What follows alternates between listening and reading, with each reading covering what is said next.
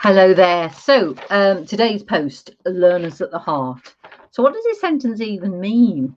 If you clicked on the post just to see whether the learner should be at the heart of a training provision, then hopefully you're not in the sector of apprenticeship training. However, my name is Andrea Jackson and I'm an avid believer in ensuring that the learner and the employer is at the heart of training provision. I help training providers to feel confident in the face of an Ofsted inspection.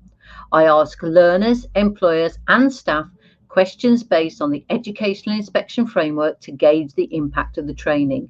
I then identify themes and support the providers to add and drive through systems and processes that improve that impact. And that means that Ofsted inspections are not to be feared and continual improvements are made with the emphasis on quality. So I was speaking to an elderly gentleman today. I love it when you talk to random people about random subjects, but this is Ludlow, by the way.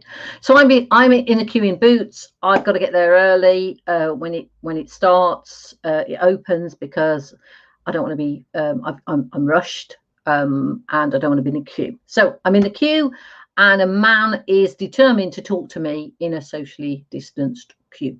This is fine because, as I say, this is Ludlow. And the conversation sort of started off.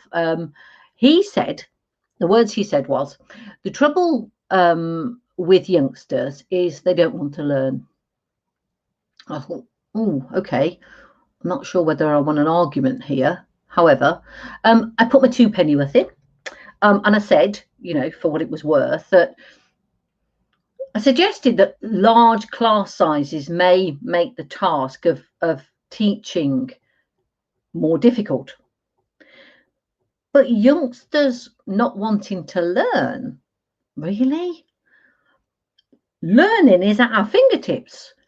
We've got mobile phones, we've got laptops, we've got gaming hardware, and all of these makes learning an everyday, every minute experience. The only thing we've got to do as trainers is to find the sweet spot when the learning meets the needs of the learning.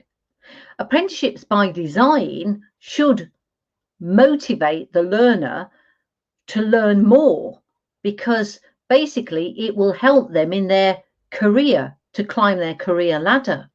It will help them to learn skills and then be able to practice those skills.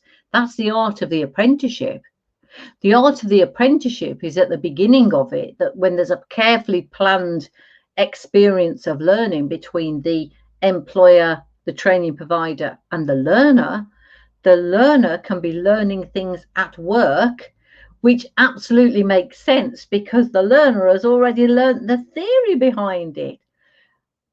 I know when I was doing a training course, when you got the theory and then you wanted to use that theory and you wanted to practice it, that was learning. It was fantastic. So apprenticeships can be really, really fulfilling and allow that training to take place between the learner, the trainer, and the employer. But that learner's sweet spot has got to be identified. And it needs to ensure that the learning is planned in a logical, methodical way between, as I say, keep going on about it, the learner, the employer, the training provider. So that if this happens, the employer feels the benefit of this apprenticeship because now he can see productivity from this staff member. The apprentice feels that he's getting something from this apprenticeship because he knows he's working towards his career ladder that has been identified, that you've talked about with the training provider, the learner, where he wants to go, what his expectations are, what his aspirations are. And so if the apprentice is at the heart of the learning, then that sweet spot is there, isn't it?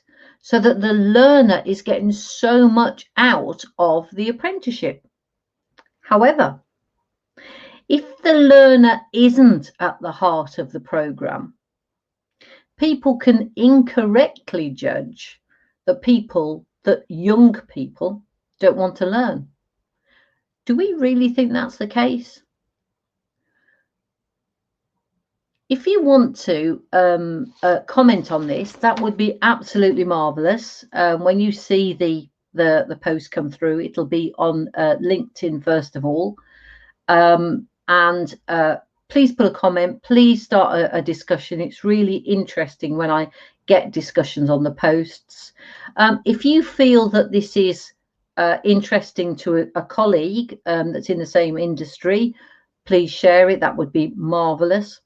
If you feel that you would like a chat about training, do you know what? That's fine. Just email me and we'll arrange a chat.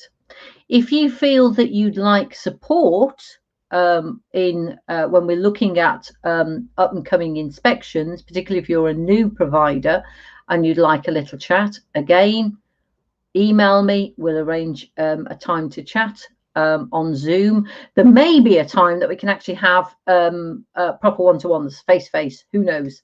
I think, although bearing in mind I do live in Ludlow, which is sort of out of the way a bit. So Zoom it might be, but I'm happy with the Zoom coffee morning now. So as I say, thank you so much for your support. I truly appreciate all of the support I'm getting. It is lovely. It gives you a nice warm feeling. But as I say, if you think this is going to be interesting to somebody in our industry, please send it on to them.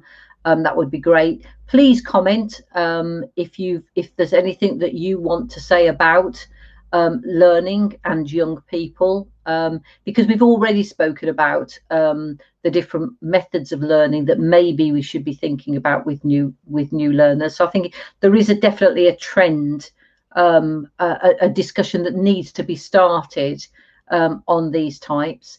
But so as I say, that's it. Thank you so much. As I say, really do appreciate all your support, and I will see you soon. You take care.